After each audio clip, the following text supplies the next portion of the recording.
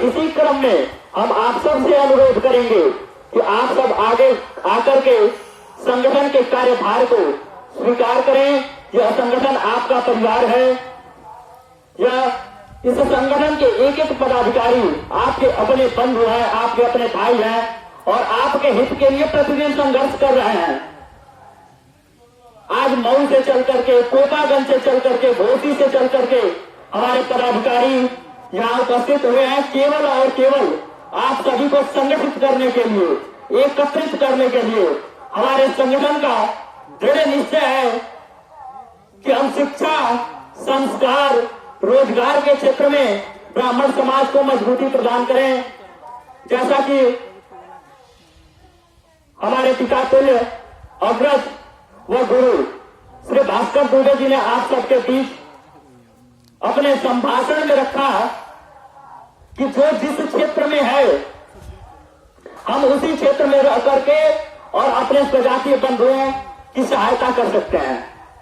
जो डॉक्टर है, शिक्षक है या आप किसी बड़े पद पर हैं, नौकरी पेशे में हैं, व्यवसाय के क्षेत्र में हैं, आप हर क्षेत्र में रह करके अपने स्वजातीय बंधुओं की मदद, उनकी सहायता कर सकते हैं। बस जरूरत है तो थोड़ा ध्यान देने की। आप जागरूक होए, संगठन से जुड़े, एक धागे में जुड़े। जब तक, जैसा कि श्री कृष्ण चंद्र दुबे जी ने बताया कि मधुमक्खियां जब तक इधर उधर उड़ती हैं तब तक उनका कोई अर्थ, कोई तात्पर्य, कोई मतलब नहीं रह जाता है। और जब वह एक साथ होती हैं तो उनको कोई छेड़ करके बच नहीं सकता है। हम ब्राह्मण हैं, पहले तो हम किसी को छेड़ते नहीं और अगर कोई छेड़े तो हम उसे छोड़ते नहीं। इन्हीं शब्दों के साथ कहना है कि मृत पड़ी देह में, मृत पड़ी देह में मैं सांसें घोल रहा हूं, तुम साथ देना पुत्रों, मैं ब्राह्मण से ब्राह्मण जोड़ रहा हूं, मैं ब्राह्मण से ब्राह्मण जोड़ रहा हूं। तो हमारा संगठन आदरणीय जिला अध्यक्ष जी, आदरणीय हमारे संगठन के राष्ट्रीय महासचिव श्री अजीत पांडे जी, वो हम सभी मिलकर के सिर्फ प्रतिदिन ब्राह्मणों को जोड़ने का कार्य कर रहे हैं। आप सब हमसे जुड़े, हमारे संगठन से जुड़े, संगठन के पदभार को, जिम्मेदारियों को स्वीकारें।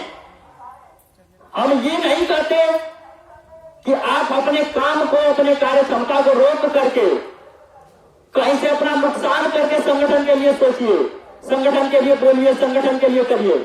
नहीं, आप अपने कार्य को करते हुए और जो समय आपको 1 घंटे का, 10 मिनट का, 20 मिनट का ही समय मिलता है, उतने देर ही सही पर आप संगठन के लिए भी सोचिए, संगठन के लिए चलिए।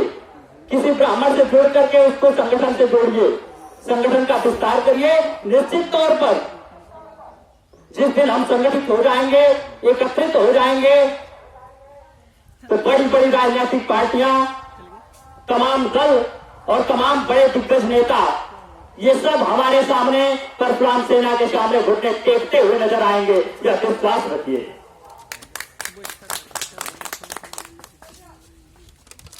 जैसा कि वरिष्ठ पत्रकार आदरणीय विपिन दुबे जी ने बताया कि कुछ राजनीतिक पार्टियां ब्राह्मणों के वोट से, ब्राह्मणों के वोट बैंक से सत्ता में पहुंचती हैं और फिर वहां जाकर के नारे लगाती हैं, तिलक तराजू और तलवार, मारो इनको जूते चार।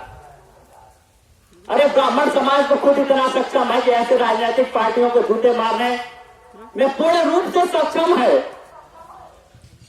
बस जरूरत है तो हमें संगठित होने की, एकत्रित होने की। सर्वप्रथम हम एकत्रित हों, उसके बाद ऐसी राजनीतिक पार्टियां हमारे सामने घुटते टेकते हुए नजर आएंगी। यह सत्य है कि राजनीति में और बड़े पदों पर हमारे जितने भी, कुछ लोग ये अक्सर करके ये सुनने को मिलता है कि जब तक ब्राह्मण बड़े पदों पर होते हैं, नेता विधायक होते हैं, सांसद होते हैं, विधानसभा में होते हैं, लोकसभा में होते हैं, तब तक वह किसी ब्राह्मण की आवाज नहीं उठाते। और जैसे ही वह वहां से हट करके और गांव में आते हैं तो ब्राह्मण महासभा चलाने लग जाते हैं, बड़े बड़े संगठन चलाने लग जाते हैं।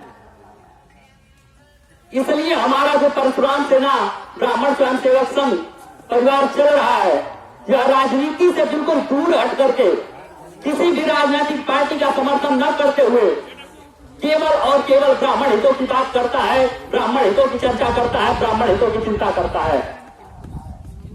आज यहाँ आप सबके और हमारे हौसले को बढ़ाने के लिए, हम सभी को एकत्रित करने के लिए मातृशक्ति स्वरूपा आदरणीय ममता पांडे जी हम सबके बीच कोपागंज की धरती से चल करके आई हैं। उनके आने का यह तात्पर्य बिल्कुल नहीं है कि हम सब बिखरे रहें। कम से कम इन सारे बातों का मान रखते हुए देखिए, आपसी रंजिश सबके बीच होती है। चार बर्तन जब तक एक साथ होते हैं तब तक खनक तो आती ही है। एक जगह रहना है तो जरूर कुछ न कुछ ऊंच नीच होता रहेगा, छोटे मोटे वाद विवाद होते रहेंगे। हम ये नहीं कहते कि उन विवाद खत्म हो जाएंगे, क्योंकि यह संभव नहीं है। हर इंसान के अंदर केवल गुण ही नहीं होता है, कुछ अवगुण भी होते हैं। तो छोटे वाद विवाद तो लगे रहेंगे आपसी, पर जहां ब्राह्मण समाज की बात आती है, जहां पूरे ब्राह्मण समाज और की बात आती है, वहां तो हमें एकत्रित होना चाहिए। हम अगर हमारा आपसे कोई विवाद है तो वो यहाँ के लिए है, हमारे परिवार के लिए है, हमारे गांव के लिए है। पर जिस दिन इस गांव से आगे बढ़कर के, इस समाज से, हमारे परिवार से आगे बढ़कर के कोई ब्राह्मणों के ऊपर उंगली उठाए तो हम सभी को एक होकर के उसके उंगली को तोड़ के खंड खंड करने की क्षमता रखनी चाहिए। निश्चित तौर पर जिस दिन हम यह सोच अपने दिमाग में रख लेंगे और इन बातों को ध्यान में रख करके आगे बढ़ने लग जाएंगे, निश्चित तौर पर हमारा ब्राह्मण समाज संगठित और मजबूत हो जाएगा। उसके बाद कोई ब्राह्मणों के ऊपर उंगली उठाने की क्षमता नहीं करेगा, हिम्मत नहीं करेगा, सोचेगा नहीं।